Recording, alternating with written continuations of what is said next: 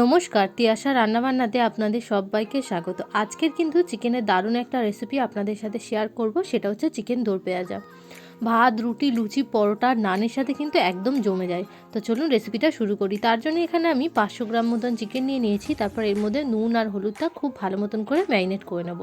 ভালো মতন পরিষ্কার করে ধুয়ে নুন আর হলুদটা দিয়ে মিশিয়ে নিয়ে এখানে আমি খুব বেশি সময় রাখিনি, 2 থেকে 3 মিনিট রেখে তারপর গ্যাস অন করে এতে তেল দিয়ে এই মাংসগুলো টুকরোগুলো এর মধ্যে দিয়ে কিন্তু খুব ভালো মতন করে একটু ভেজে নেব। খুব বেশি পরিমাণে ভাজবো না, হালকা একটু নাড়াচাড়া করে এগুলো সাইডে তুলে রেখে দেবো। তারপর ওই তেলের মধ্যে সামান্য একটু তেল দিয়ে দেবো 3টে মিডিয়াম সাইজের পেঁয়াজ কোচানো। পেঁয়াজটা হালকা একটু ভাজা ভাজা হয়ে গেলে দিয়ে দেবো ভেজে রাখা চিকেনটা। তারপরে এর মধ্যে দিয়ে দেবো 1 চামচ মতন আদা রসুন বাটা। দিয়ে এবার মাংসটার সাথে খুব ভালো মতন করে কিন্তু আদা রসুনটাকে কষিয়ে নেব প্রায় 2 থেকে 3 মিনিট মতন। তারপর এর মধ্যে আমি স্বাদ মতো নুন দিয়ে দেবো। নুন দিয়ে আবারও 2 থেকে 3 মিনিট মতন এটাকে কষাবো। দিয়ে এবার খুব ভালো মতন করে কিন্তু এটাকে একটু কষিয়ে নেব 2 থেকে 3 মিনিট মতন। দেখুন, আমি কিন্তু সামান্য একটু পরিমাণে এর মধ্যে জলও অ্যাড করে দিয়েছি, যাতে এটা খুব ভালো মতন কষানো হয়ে যায় আর মশলার কাঁচা ভাব বা যে কাঁচা গন্ধ থাকে সেটা যাতে চলে যায়। আবারও 3 থেকে 4 মিনিট মতন সামান্য একটু জল দিয়ে কিন্তু এটাকে খুব ভালো মতন করে কষিয়ে নেব। মাংসটা যত ভালো মতন করে কষাবে তত কিন্তু খেতে টেস্টি হয়। তারপর এর মধ্যে 1/2 চামচ হলুদ গুঁড়ো, 1 চামচ কাশ্মীরি লাল লঙ্কার গুঁড়ো, 1/2 চামচ ধনের গুঁড়ো, 1/2 চামচ জিরের গুঁড়ো দিয়ে খুব ভালো মতন করে মশলার সাথে আবারও 3 থেকে 4 মিনিট মতন এটাকে কিন্তু কষিয়ে নেব।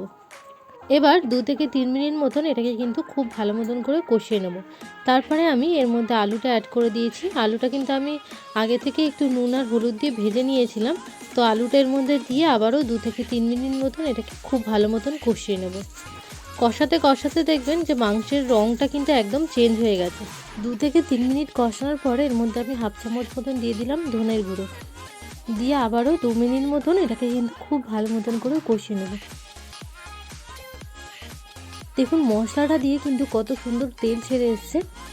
মশলাটা কিন্তু খুব ভালো মতন কষানো হয়ে গেছে। এবার আমি সামান্য একটু জল দিয়ে এটাকে 2 মিনিট মতন রান্না করতে দেব। এবার এদিকে আমি একটা প্যান বসিয়ে নিয়েছি, তার মধ্যে 2 চামচ সাদা তেল দিয়ে দিয়েছি পেঁয়াজ কোচানো, টমেটো আর চেরা কাঁচা লঙ্কা।